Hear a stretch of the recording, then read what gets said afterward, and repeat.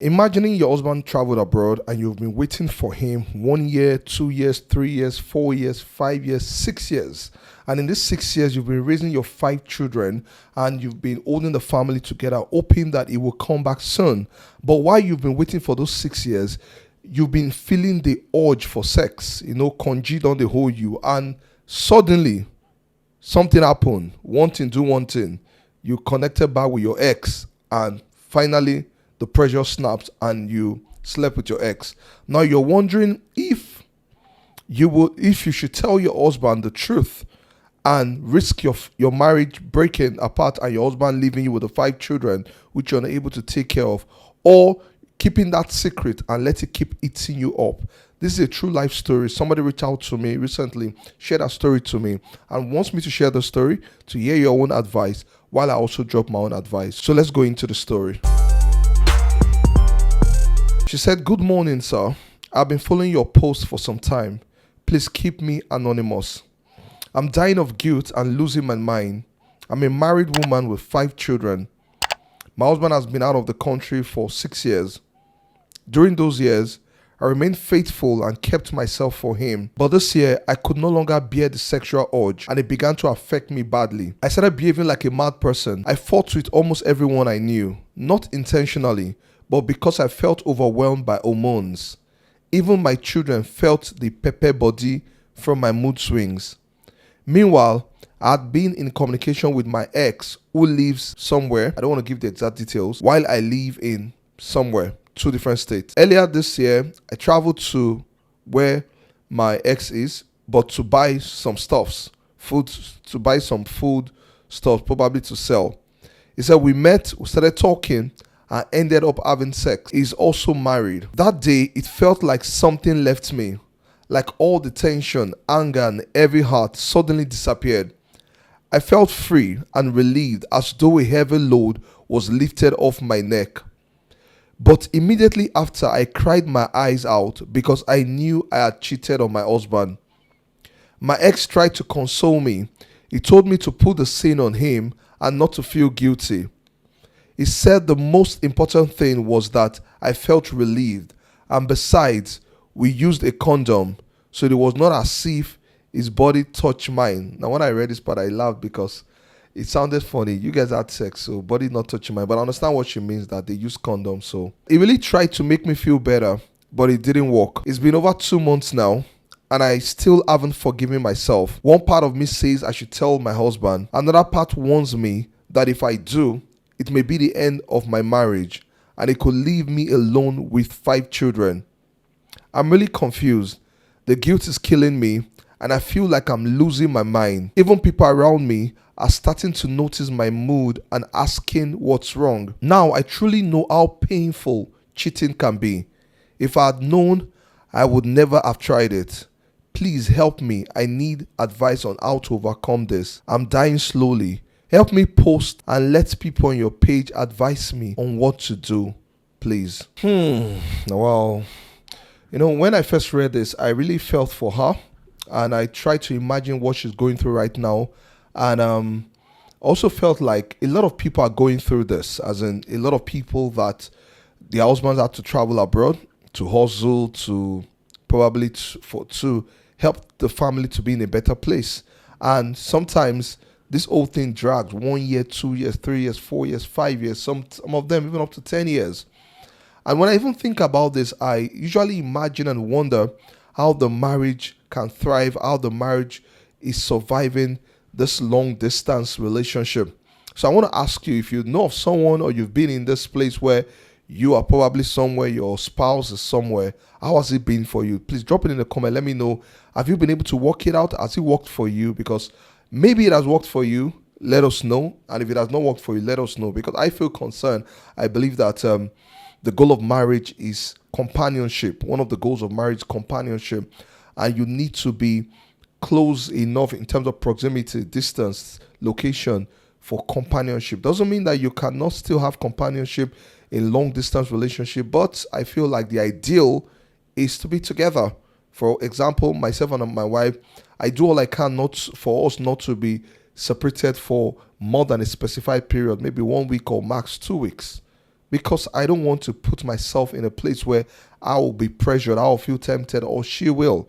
Even the Bible talks about it. The Bible says that, talking to people that were not even married, he said it's better to marry than to born. So meaning that the Bible acknowledged the pressure, the sexual urge. So what do you think? Drop it in the comment if you've been in this situation, or you know somebody that been in a situation. How did it affect their marriage? Did it affect them, or they were able to scale through the ordeal? And I also want to ask a question.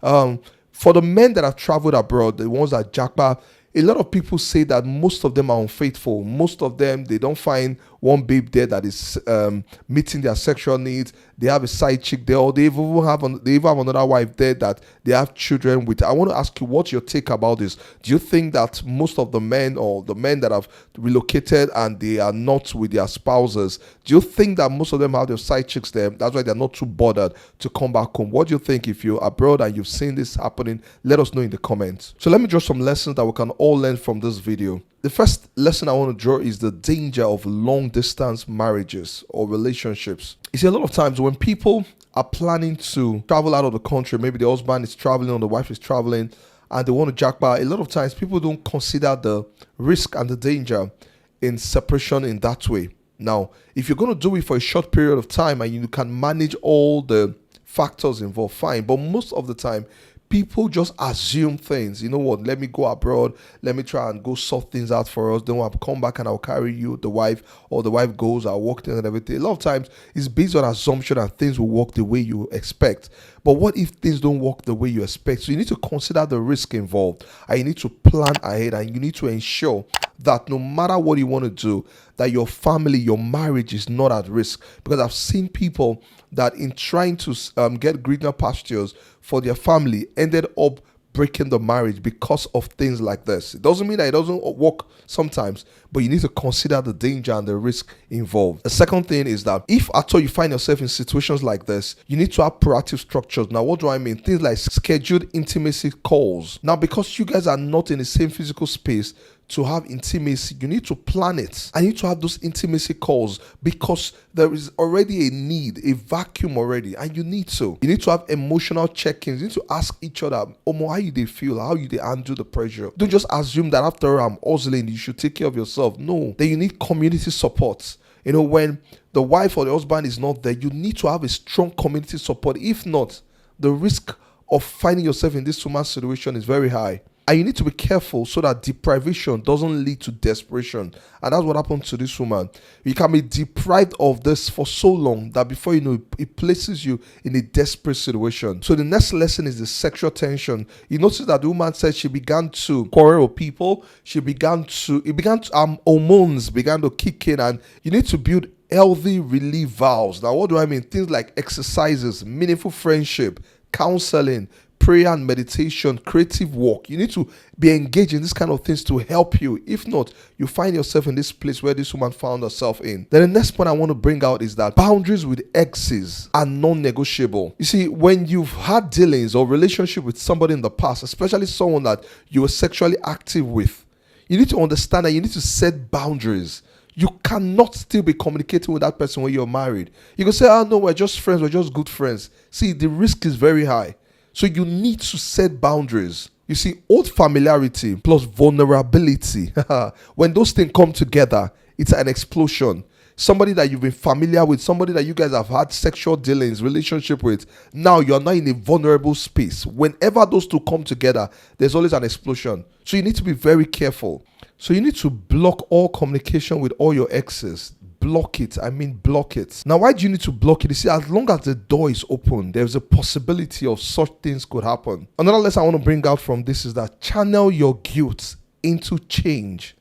Channel your guilt into change. Rather than allowing your guilt to weigh you down, channel it to change. Tell yourself, you know what? I've messed up. I shouldn't do this. Now I'm going to work on myself. I'm going to do what I need to do to make sure that I don't get in this kind of situation again. The another thing we need to learn about confession, so she's asking whether to confess to our husband. You need to learn something about confession. Is that confession sometimes helps, but sometimes it triggers violence. Sometimes that confession will trigger abandonment, or it might even trigger a break in that marriage. You saw what she said. She said one mind is telling her to confess, one mind is telling her to not to confess, because if she confesses, it may break the marriage and the husband will abandon her with the 5 children. So you need to deal with it wisely. That's why you need professional counsel in this kind of situation. I can't tell you presently what to do except in your specific situation. So if you find yourself in this kind of situation, seek professional counsel. Reach out to a counselor like me so that you can be helped. So now let me advise the woman specifically. Number 1, you need to acknowledge your mistake, but don't drown in it. You already know what you did is wrong, but carrying the guilt like a heavy bag will only weigh you down. Now, instead of hating yourself, ask God for forgiveness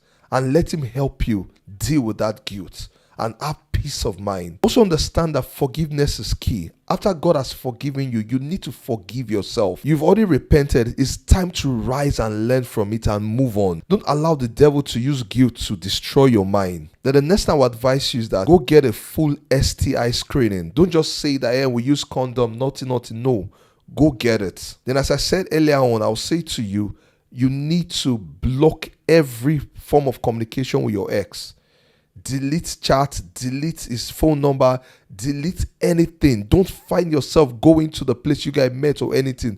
Destroy it. Set boundaries, because you've fallen once. If you don't do those things, the chances that you will fall again, even though you're feeling bad about it, chances that if you don't do what you need to do, set boundaries and everything, you will find yourself in it again. Then seek professional help. You need it. Seek professional help. It could be a licensed counselor like me. It could be a matured faith leader, a pastor, something like that, but you need professional help. So on the issue of whether to tell your husband or not, now, as I said earlier on, that you need to understand that sometimes confession can be good. Sometimes confession may not work out well for you.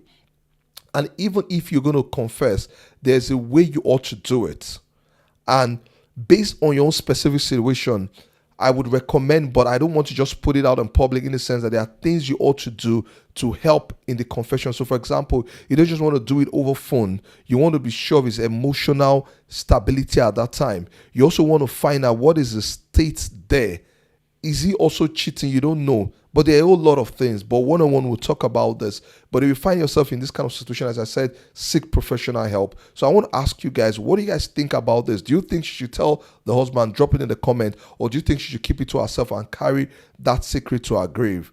So drop your comment and give her the advice and let her read it and see what you think about it. And also, if you need professional counseling, maybe premarital counseling, you want to get married and you need premarital counseling, feel free to reach out to me. Or you're having issues with your marriage and you need professional counseling, feel free to reach out to me also. Thank you for subscribing. If you've subscribed to this channel or you're following me on TikTok or whatever platform you're watching it. But if you're not doing it, what are you waiting for? Click the subscription button or the follow button and like and share this video. I know it's going to be a blessing to a lot of people. Thank you very much. God bless you, and I'll see you in my next video. Bye.